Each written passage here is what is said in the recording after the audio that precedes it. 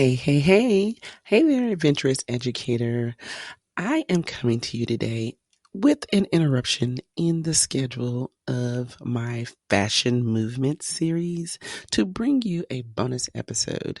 So I had the pleasure of being a judge at the DECA District 11 CDC last week. And let me tell you, it was very interesting being on the other side of the fence.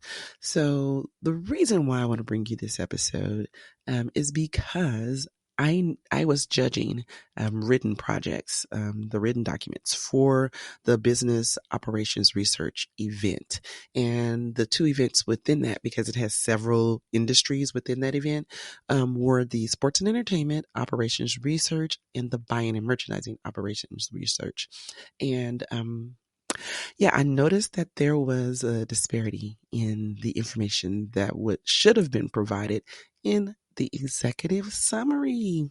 So I'll go into a little bit about that, or actually a lot about that in this show. So what we're going to be talking about in this episode is um, what the need is, why you need an executive summary with a written document, like a business plan, a marketing plan, or any kind of document that you're presenting related to your business.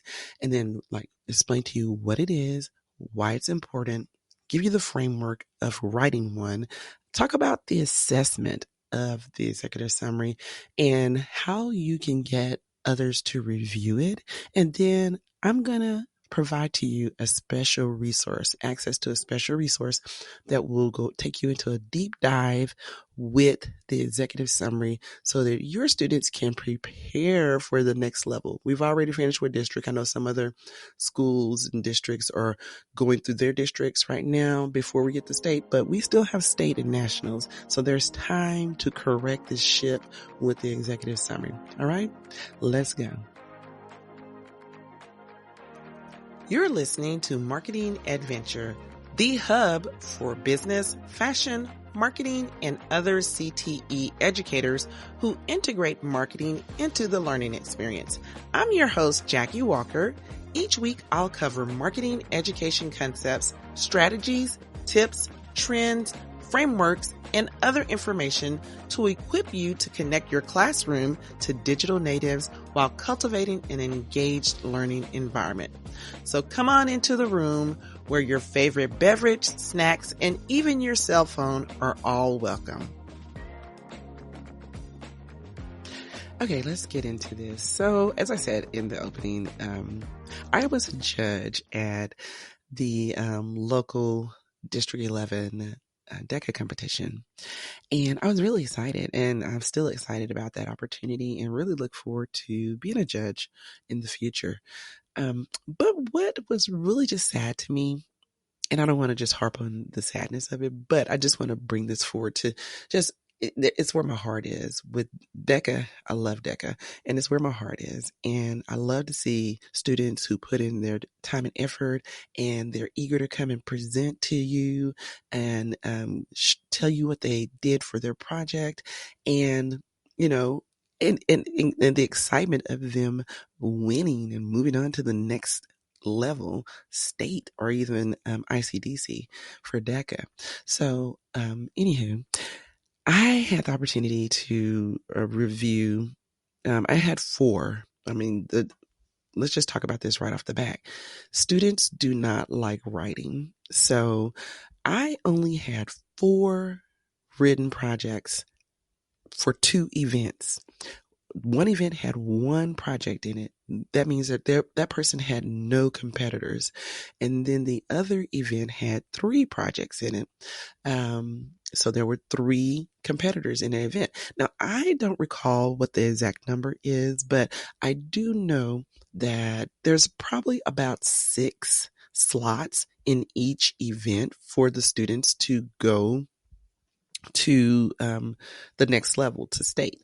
So, with that being said, there was no competition. So these students, if they scored the minimal score on their documents and along with their presentation, they were going to state. And that's great for them because that's an experience. But it's not fair for them because they're inadequately prepared. Okay. And so what do I mean by that? So as I was reading, so the way that it's set up for competition in, more recently, the written documents that the students create are digitally uploaded to a website, and those are scored by virtual judges. In the past, it used to be that, okay, they would bring their physical documents, the teacher would turn in the physical document to the district, and then those documents were given to the judges on the day of the competition. The judges had an opportunity to review the documents, and then when the students came in to do their presentation, the judge had a full understanding of what the student was going to be talking about. But now that the documents are uploaded to a website, the only thing that the judge who is evaluating them on the presentation, and in the past, the same judge who read the document was the same judge who evaluated the student on their presentation. But now, again, there's virtual judges for the upload of the document to read those and score them. And then there's a different judge who's in person who is evaluating the presentation of the information. And so the only thing that the judge who is evaluating the presentation has is the executive summary. That is the only thing that they have to be able to gain some understanding of what the student is going to present, and then, have their session with the student who is presenting their information. With that being said, the executive summary is very key. The executive summary has always been key because I'll get into it in just a moment. The executive summary is the one thing that if the person that you're giving your document to, if that's the only thing they're able to read at that point in time, that executive summary needs to capture their attention and have enough information in it for them to make a decision about what you're presenting to them. Okay. So with this competition, I had 4 presenters. Now, only one of those executive summary documents was 3 pages and fully contained the information that was written about. Because the executive summary for DECA can be 3 pages. It used to be at one time where it all had to fit on 1 page. They updated that, and now the executive summary can be 3 pages, and they shortened the length of the documents that used to be 30 pages. They shortened them to 20 pages. So they realized the importance of having a full summary of your document in your executive summary and how hard it is to convey that into 1 page. And so they updated that a few years ago to where it's a 3-page document. So there was only one project that had the full 3 pages and nice executive summary and everything. Unfortunately, that particular person was a no-show at competition. That's another story. All right. But the other 3 documents only had a 1-page executive summary. And the executive summary was missing a lot of information about the project. So I had mentioned that I only had 4 documents, and I had mentioned about, kids don't like to write. And that was very evident in the lack of information that they put in their executive summary. And, a couple of the teachers voiced their concern, or not their concern, but they just stated, because when I was turning in my paperwork and all of that, I was saying, I really wish there were more kids that were participating in the written event, because in the written event, you control what you're presenting. With the role plays, you don't know what your scenario is going to be. You have a 10-minute time limit on reading that scenario and coming up with your information that you're going to present to the judge. But with the written, you have, all your time for this fall semester up until the time you have to turn the document in to develop your presentation. So the lady that was was coordinating that event said that, even with herself, she doesn't really do she doesn't really do written documents because there's just not enough time to read all of the documents and evaluate them before they go to competition. And because some teachers who really care, read their students' documents, review them, give them back to them to update and all that kind of stuff, so that they present or turn in a well-written document for competition. And some teachers don't. They just let their students, do the event and turn in whatever, which is kind of what I received on a couple of those documents that were turned in. And the students that I had the opportunity to talk to, you could tell that they really didn't have a review by their advisor or anyone.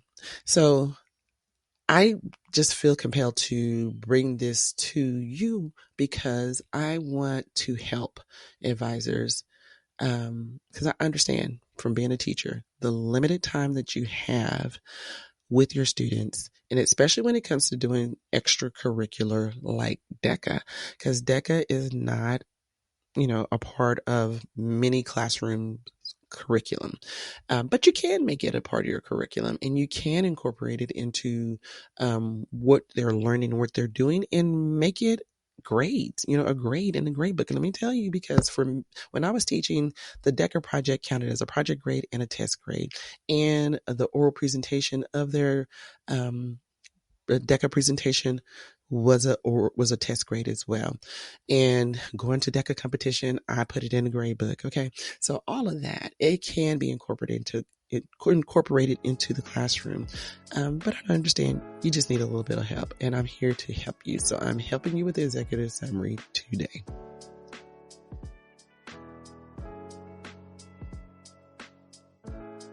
What is an executive summary?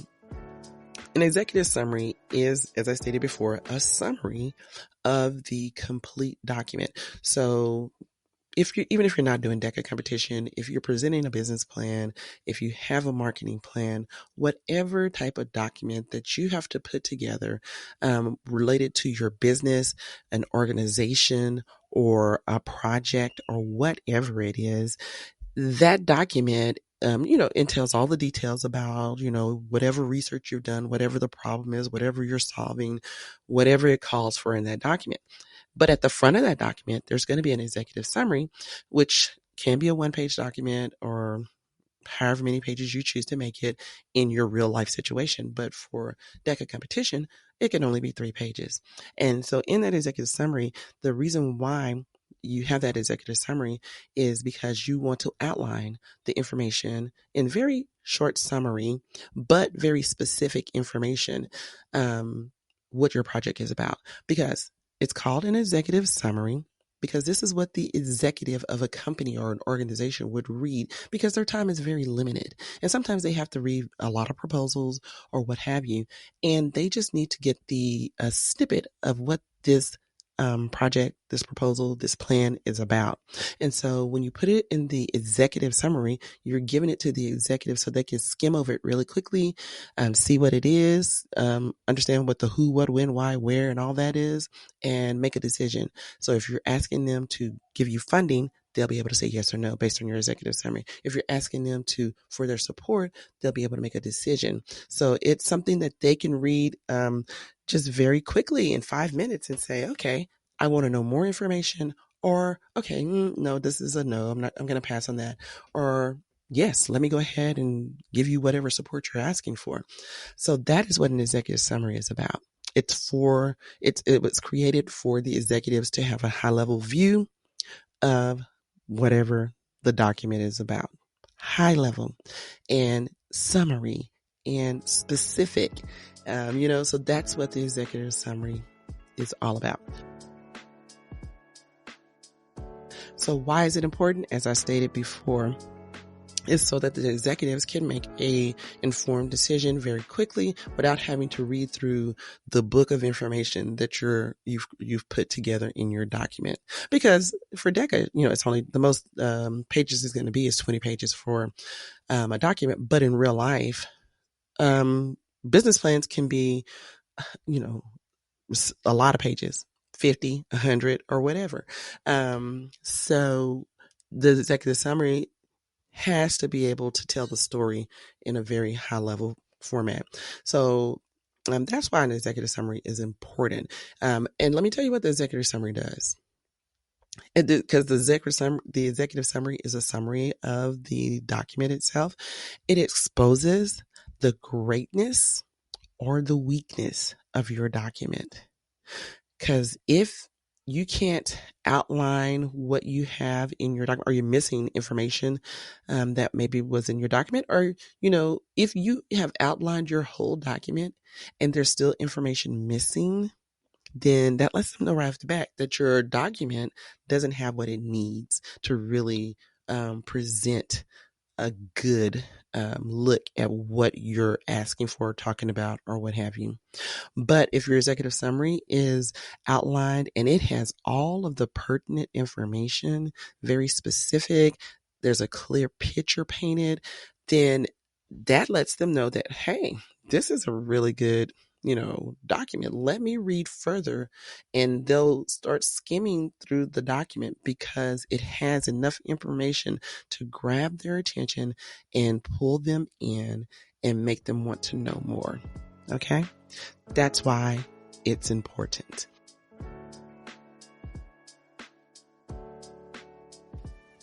Okay, so as I get into talking about the framework of the executive summary, I just want to pause a minute and say, if you hear a little baby screaming or you hear some toddlers talking, I have a full house right now, such is the life of a granny. Okay, so just wanted to let you know. Anyhow, so as we talk about the framework of the executive summary, I want to point you back to episode 11 when I actually talked about the project prep for DECA, and I mentioned the project outline overview. And I talked about project phases. So the framework is going to contain these project phases that every DECA project falls into.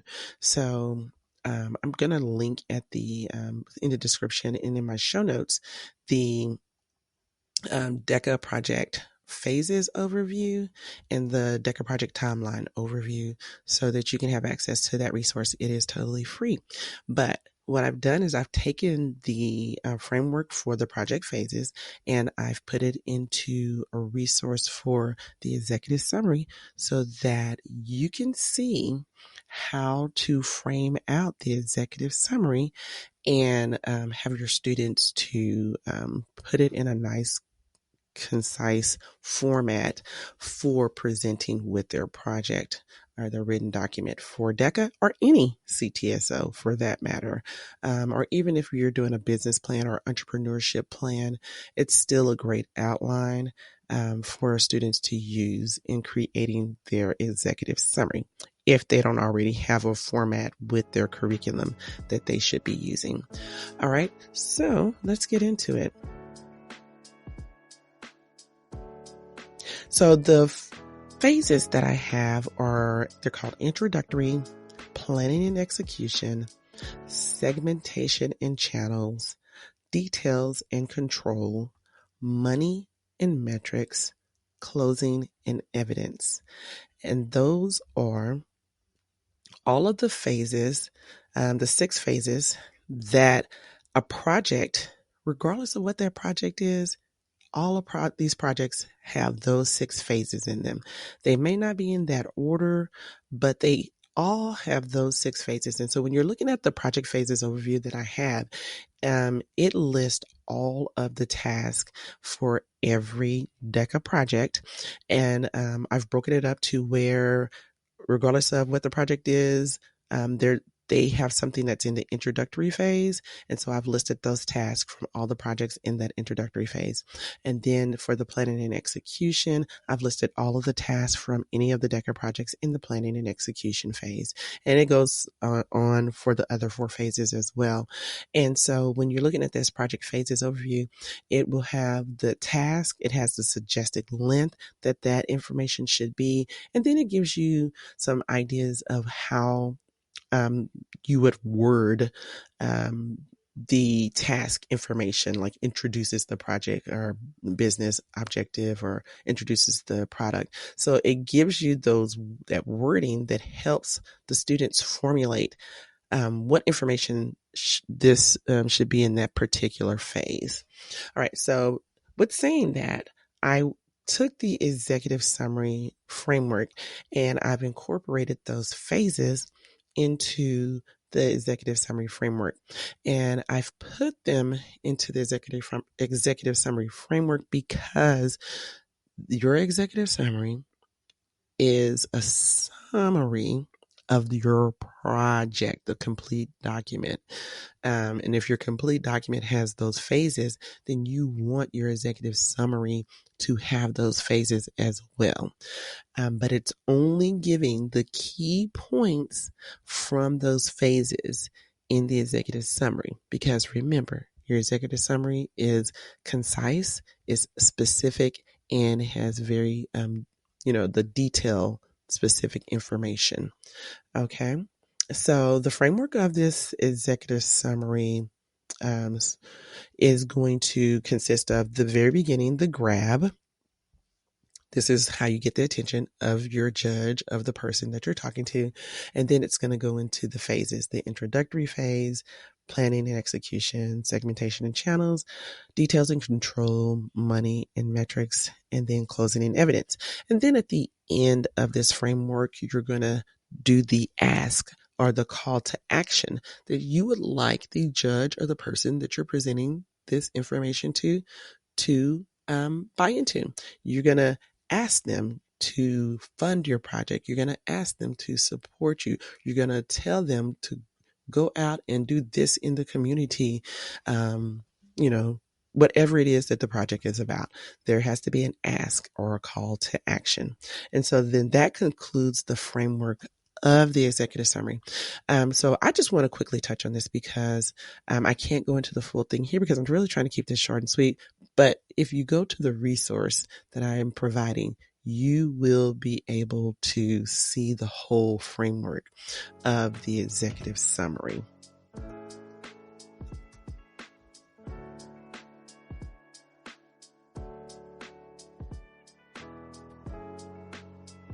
Now, because I am trying to keep this, I'm really trying to keep this episode at 20 minutes or less, but I think I've probably already surpassed that, but we'll see. So with this executive summary framework, I'm not going to go into the details because it is so much information, and the resource that I have available for you really takes a deep dive into the framework of this executive summary. But I do want to let you know that you're able to score the students using the rubric that's provided and give this back to them so that they can see where they are with their information. The next part of this is the assessment. So like I said before, I know I've said this in another episode, I use the executive summary from my students' projects, or I used to use the executive summary from my students' projects and count it as an exam grade. Why an exam grade? Because it really is a test of them being able to take the information from their document and put it into a proper format in the executive summary for use in their project and also for presentation when they go to competition or if they're just presenting in class. It really is a great assessment of how they're able to organize their information and prepare it for presentation. So use your student's executive summary as a test grade. I don't think it's really the document itself I use as a project grade. So that's why I only take the executive summary and use it as an assessment. All right. So let's talk about, you have limited time, right? And that's totally understandable. So you're not able to fully read through all of the documents, and really, depending on how many students you have that are participating in DECA, or even just in your class project that you may have. So solicit reviewers. You can have other teachers or an adult from the student's family or a mentor of theirs or counselors. There are so many people that you can bring into this review process with you. And it's very simple because you are just giving them the executive summary, you're giving them the rubric, and you're allowing them to read it, score it, jot down some feedback, and send it back to you. And that could take all of 15 or 20 minutes per executive summary. So don't take on this load by yourself. I mean, even if there are college students who could, review the student's work, but find some other reviewers who can look at this work. And it takes, not only does it take the load off of you, but it gives a fresh set of eyes to the information. So yeah, and you may even learn something from the reviewer's notes or anything like that. But yeah, definitely don't take on this work by yourself.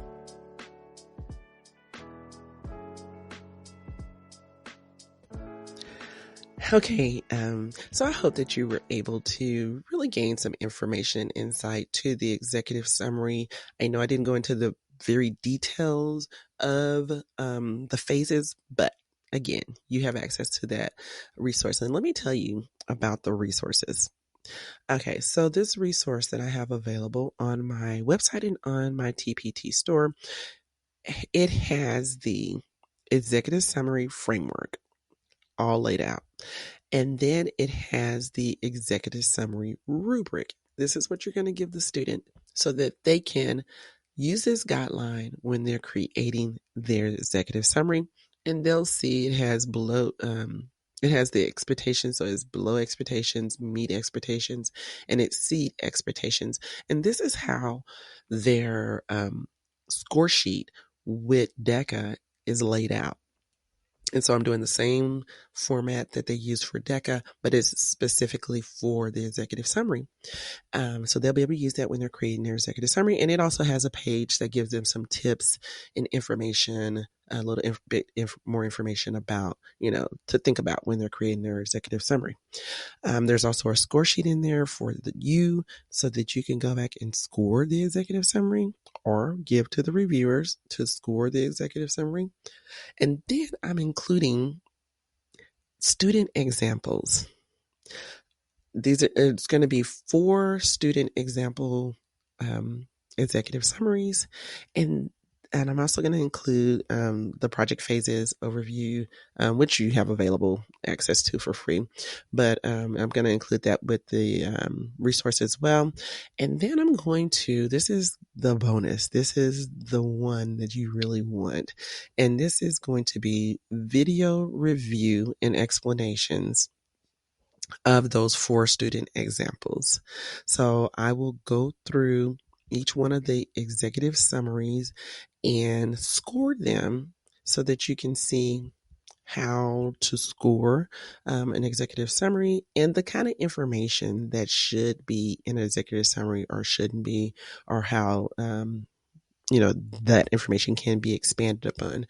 So all of that is going to be available in a bundle as a resource available on my website or in my TPT store. And I will link that information in the description and in the show notes. So I really want this to be something that the students can use as they prepare for state, because for Texas, state is in less than a month. It is in the middle of February, and then you have nationals coming up April, May timeframe. Okay, so I so appreciate you listening into this episode, and I hope that this is going to be very valuable to you and your students, not only for competition, but for any projects that you're working on in your classroom, and especially those who are teaching entrepreneurship and you have to do a business plan, or if there's a marketing plan that you have to do for your marketing class, or any project that requires an executive summary. So thank you so much for listening. I hope you have a wonderfully blessed day. Thanks for listening to Marketing Adventure. Remember to subscribe, rate, review, and share this episode with someone you think would benefit from the information shared here today. If you have any questions or want to connect with me, find me on Instagram at Marketing Adventure. All links and resources discussed in this episode can be found in the show notes at marketingadventure.com.